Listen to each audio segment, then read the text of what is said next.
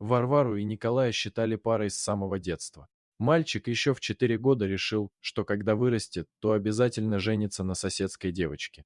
Он так и объявил своим родителям. Родители вместе с соседями посмеялись таким мальчишеским планом, даже не зная, чем эта идея обернется. А Николай действительно был одержим Варей с малых лет. Он давал жесткий отпор любому, кто вольно или невольно обижал его подругу или даже просто приближался к ней, невзирая на то, взрослый это был или ребенок. В школе они сидели за одной партой, Коля носил за Варей тяжеленный портфель. Вместе они делали уроки. Летом гоняли на велосипедах купаться на речку и были неразлучны. Коля не представлял своей жизни без Вари. Девочка отвечала ему взаимностью. Сперва она считала его лучшим другом. Когда они стали взрослеть, Варе казалось, что она любит Кольку, и ее дальнейшая судьба предрешена. Она выйдет за него замуж, родит ему кучу детишек, и все будут счастливы. Когда ребята учились в старших классах, то часто уходили в лес, держась за руки. Там они мечтали и строили планы на жизнь. Коля предлагал подать заявление в ЗАГС сразу, как только пройдет выпускной вечер. Варя сомневалась, зачем так рано, а учеба, образование. Ей совсем не хотелось всю жизнь пробыть в деревне и работать на ферме. Ну пойдешь работать в библиотеку или на почту, совсем не обязательно быть дояркой, уговаривал ее Коля. Но сомнения уже поселились в душе девушки. Что она видела в свои 16 лет? Она и в городе-то с родителями была всего 2 раза, а в деревне что? Здесь, конечно, красиво, здесь все свое родное. Но перспектив для нее никаких. А за Кольку она после окончания учебы сможет выйти замуж. А может и не за Кольку, может это все-таки детские уговоры. В общем, Варвара была в сомнениях. А тут еще подруга приехала с города и столько всего рассказала, какая там интересная и насыщенная жизнь, сколько у нее появилось новых друзей, как интересно учиться, ходить в кинотеатр, на выставки и концерты. Варю так впечатлил ее рассказ, что девушка стала всерьез задумываться об отъезде.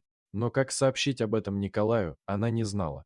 Парень он был вспыльчивый и горячий, так что ссоры не избежать. Единственный человек, с кем она могла посоветоваться и рассказать о своих сомнениях, была бабушка. Родители с обеих сторон уже готовились к свадьбе, и Варе казалось, что мама хотела уже побыстрее отдать дочь в самостоятельную жизнь, так как в доме подрастали еще 2 братьев. Бабушка по отцу жила на другом конце села и не особо поддерживала отношения с семьей сына, особенно после смерти деда.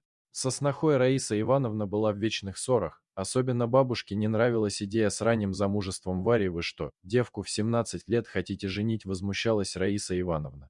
Подумаешь, Колька тоже мне жених. Да он никогда мне не нравился, слишком буйный, да и вся семейка у них такая. Ох и натерпится она еще с ним, вот тогда попомните мое слово. Даже никого не слушай, ягодка моя, езжай и учись, заодно и чувства свои проверишь. Если вы нужны друг другу, то дождется он тебя, да и сама для себя поймешь. Бабуль, а как же я ему это скажу? Он ведь меня убьет. Ну вот, еще не муж, а уже такое. А ты, Варвара, ему условия поставь, дождешься, выйду за тебя замуж. Ну, а если нет, то и не судьба, значит. Колька долго орал и возмущался. Но Варя была, как кремень. Условия поставила. Спокойно выслушала друга и молча удалилась, пообещав писать и часто приезжать в родную деревню. 4 года в городе пролетели быстро, и Варя вернулась в родные края. За это время она поняла, что место ее там, рядом с родными, рядом с Колей. Видимо, он и есть ее судьба. Свадьба была назначена на середину сентября. Приготовления шли полным ходом. Родители с обеих сторон закупали продукты и спиртное. Деревенская свадьба – дело серьезное. В гостях будет вся деревня, и надо не ударить в грязь лицом. Варя шла по лесной дороге. Она 2 раз ходила в соседний поселок на примерку платья. На обратном пути Коля обещал ее встретить.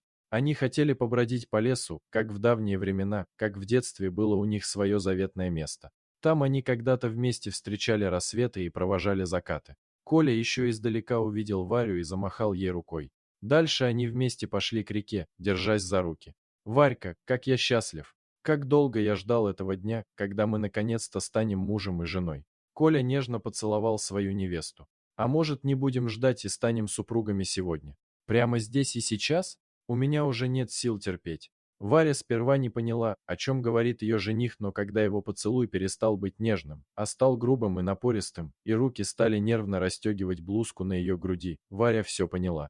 Девушка стала просить, потом умолять Колю не делать этого и подождать до свадьбы, но ее сопротивление только еще сильнее разгорячило парня. Он разозлился и повалил ее на землю. «Я сейчас проверю, как ты хранила мне верность, недотрога, а то, может быть, и жениться на тебе не стоит. Девок хороших в деревне полно, которые всегда согласны, не то что ты». И он продолжал рвать на ней одежду, но Варя изо всех сил отбивалась от него. «Значит, так ты меня ждал», — прохрипела Варя. «А ты думала, я в монахи записался». Коля в бешенстве зажал девушке рот. Она уже потеряла последние силы и практически перестала сопротивляться.